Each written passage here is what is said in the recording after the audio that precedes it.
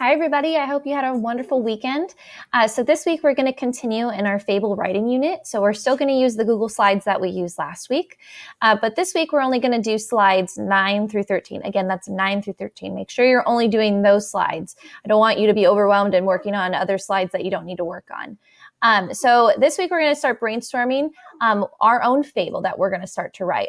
So remember, a Fable has a moral or a lesson at the end of the story. So on this first page, you're going to start brainstorming 5 lessons that maybe you could teach children. So maybe it's honesty, maybe it's kindness, maybe it's don't be afraid, have courage.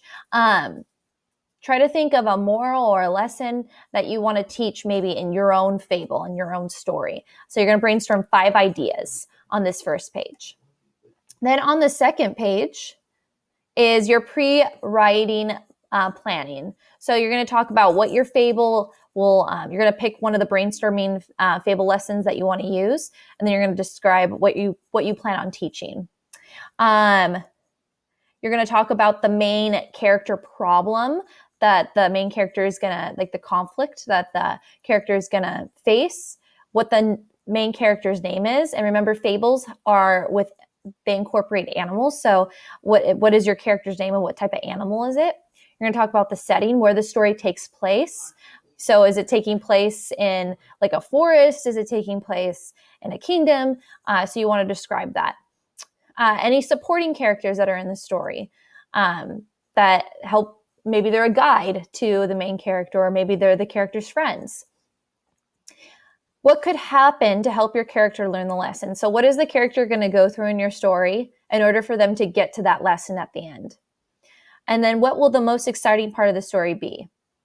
So normally, remember, the most exciting part of the story is the climax. So it's where a lot of the action takes place. So what's going to be the most exciting part of your story? What is the character going to experience? And then how will your character move on after learning the lesson? So is your character going to take the lesson that they learned and apply it to their lives? What's going to happen to them after they learn their lesson in the story? So be brainstorming those ideas on that page.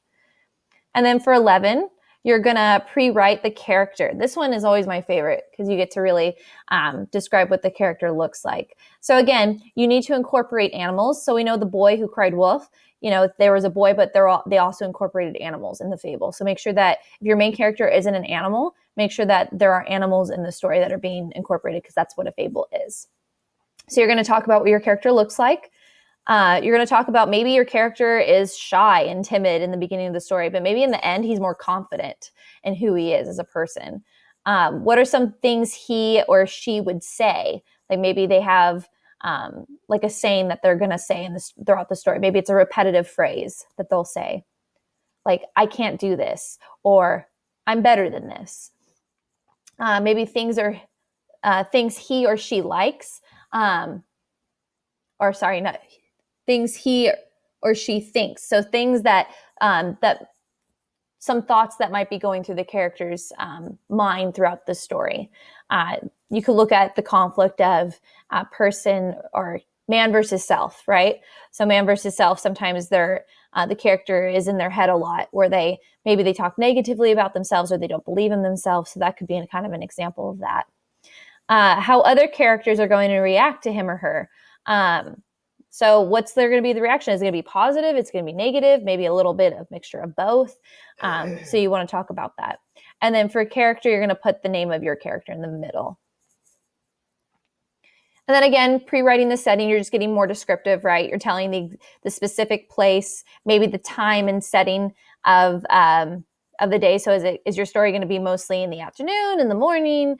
Is it during a specific season, like fall, winter, summer, spring? So be descriptive there. What type of weather is in the environment, noise, surrounding? So is it a quiet environment? Is it a loud environment because there's a lot of noise? So be thinking about that as well. I'll continue describing what is going on in the next slide for conflict in just a second.